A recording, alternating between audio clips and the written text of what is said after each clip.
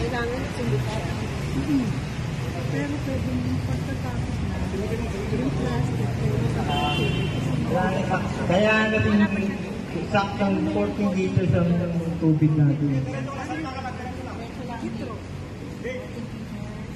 Ayan.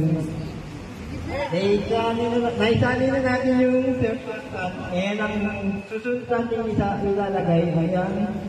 Bubble booster.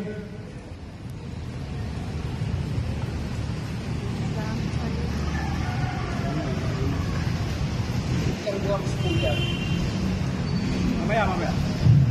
Baba pa konti. Ikot lang.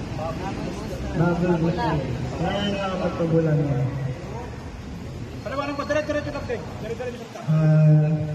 Ngayon, pag naisali na yung bubble booster, isusunod natin yung premise natin. Ito, lahat na ng tindahan na ito eh. Bali, fresh calamansi ang ilalagay natin yun.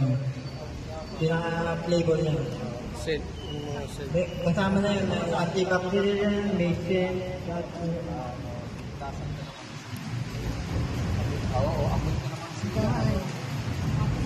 Tandaan lang ha. Sige. Dave, dire-diretso lang. Ngayon na isali na natin yung tatlong ingredients niya.